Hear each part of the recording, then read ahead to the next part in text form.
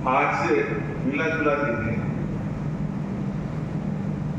एक बैच जाने को है, एक बैच 7 तारीख को आए और एक पहले से चल रहे हैं, पहले से यहाँ से चला है। इस अवसर पे लखनऊ से चल करके आप लोग के हाल चाल को जानने के लिए, आपके बारे में कि आपका प्रशिक्षण कैसा चल रहा है, इसको जानने के लिए हमारे बीच परम सम्मानीय ब्रिगेडियर विक्रम गिरू सर आए हुए हैं।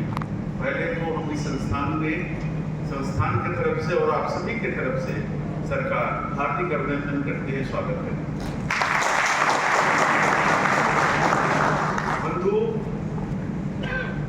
मैं तो बचपन से आप लोग के प्रति बहुत ही सम्मान रखता था। शुरू से हम लोग एक बचपन में एक कविता पढ़े थे, पुष्प की अभिलाषा, शायद आप लोग में से भी कुछ लोग पढ़े होंगे। और पुष्प की अभिलाषा में से कवि कहता है कि जो फूल है उसका जो इच्छा है कि वो कहीं भगवान के ऊपर न चढ़े, किसी नेता के उपमाला में न जाए, किसी सूरबाला के गजरा में न जाए।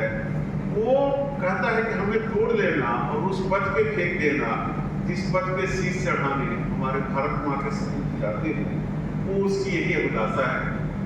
उस समय से जो मैं प्रेरित हुआ उस कविता को पढ़ करके, आज भी लगा कि उस पुष्प की तरह हमें भी अगर कहीं आप लोग का कोई सेवा करने का मौका मिले तो इससे बढ़ करके मेरे जीवन में और कुछ नहीं है। बंधु, मैं तो यही मानता हूँ कि अपने लिए तो सब कुछ जीते हैं। अगर कोई अपने देश के लिए जीता है, नौकरी तो सब कोई करता है, अगर अपने देश के लिए जीता और मरता है, ये जानते हुए भी कि हमें शरद कपूर साहब के साथ हमारी मुलाकात हुई और जब वो कहे कि रंजन साहब मैं तो आपके सामने हूँ, ये तो सौभाग्य की बात है, मैं तो मरने के लिए यहाँ ज्वाइन किया था, मैं थोड़ी ही जिंदा रहने के लिए यहाँ ज्वाइन किया था, मैं जिस समय आया उस समय सोचा था कि कोई गोली लगेगी और मैं चला जाऊँगा, तो बच क्या गया। तो ये सौभाग्य की बात है कि आपके साथ बैठ के चाय पी रहा हूँ। तो उसको लेकर करके और देश के लिए जो जाता है, बंधु, मैं फिर से आप लोग के प्रति शीश नवाता हूँ और ये मेरे लिए सौभाग्य की बात है कि आपकी सेवा करने का हमें मौका मिला। तो बचपन में देखे थे उसकी गाना हमें आज भी याद है कि जीना तो है उसी का जिसने ये राज जाना है, काम आदमी का और रूपे काम आना। उसमें सही यथार्थ आप लोग के प्रति ये गाना है और आप लोगों ने दूसरे के लिए जीना सीखा है। आपके प्रति फिर से हम सम्मान व्यक्त करते हैं। जो ये पाठ्यक्रम है, बंधु, आप लोग सबको जानते हैं कि रिसेटलमेंट डायरेक्टरेट आपके लिए कितना प्रयास करता है। आप लोग सुबह कहीं बॉर्डर पे, कोई कहीं इंटीरियर में बैठा हुआ है और वहां से आपको खोज कर करके, आपके लिए सूट खोज कर करके, आपको कौन आदमी कहाँ जा पाएगा, आपके लिए कितना पहले से ये प्रयासरत रहते हैं और इतना माइन्यूटली कि हर आदमी को लगभग मिल जाए। तो ये बहुत बड़ा काम डायरेक्टरेट कर रहा है और इसके लिए हम डायरेक्टरेट के प्रति आभार व्यक्त करते हैं कि सर हमारे फौजियों के लिए जो आप प्रोग्राम चलाए हैं ये बहुत ही अच्छा है। आप तो बेहतर जानते हैं, अगर आपके बारे में मैं कुछ कहूँ तो सूरज को दीपक दिखाने जैसा है। सबसे महत्वपूर्ण ये है कि ये प्रोग्राम एक ट्रांजिशन फेज का है। आप 16 साल, 17 साल, 18 साल की उम्र में आप 19 साल की उम्र में घर से निकल जाते हैं और एक अलग सा सेटअप आपका हो जाता है, एक अलग सा माइंडसेट हो जाता है, एक अलग सा ईगो स्टेट बन जाता है।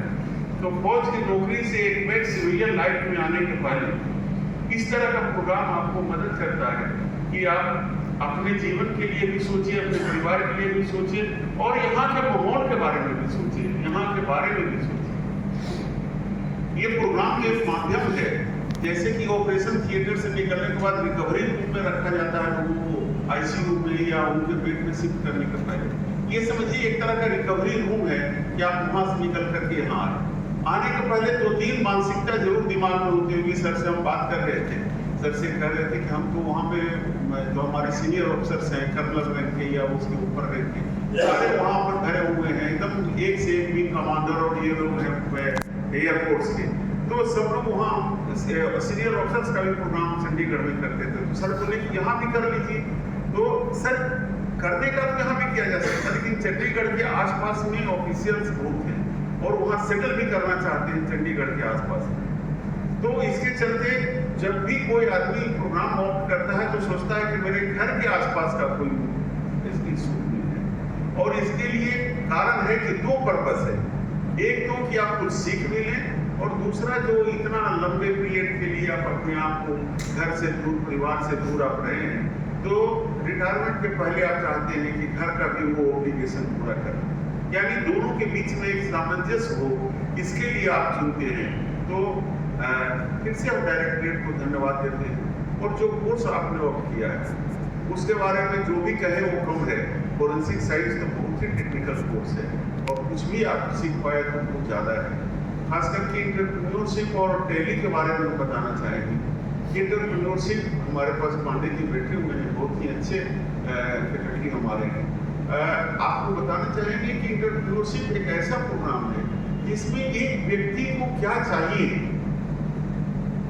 कैसे आप सेलेक्ट करेंगे, कैसे कोई आप एंटरप्रेन्योर को सेलेक्ट करेंगे, कौन सा व्यवसाय करना है, तो व्यवसाय कहाँ से आएगा, आपके जीवन में कहाँ से वो आइडिया आएगा, वहां से लेकर के कंसेप्चुअल स्टेज से लेकर के जब आप किसी चीज को विजुअलाइज करते हैं वहां से लेकर करके और फाइनल स्टेज तक जाने के पहले एक जो प्रोजेक्ट पूरा होता है वो समझिए ये एंटरप्रेन्योरशिप प्रोजेक्ट है, ये प्रोग्राम है जिसमें कि आप वहाँ के रिसोर्सेज के बारे में, वहाँ पे मार्केट के बारे में, वहाँ पे लेजिस्लेशन के बारे में, वहाँ के सोशल फैब्रिक के बारे में, वहाँ के टेक्निकल नो हाउ के बारे में, कौन सा टेक्नोलॉजी लेकर के आए तो इस एरिया के लिए सूटेबल होगा, तो इन सब के बारे में बहुत ही डीप जा करके आप पढ़ते हैं, बहुत डीप जा करके।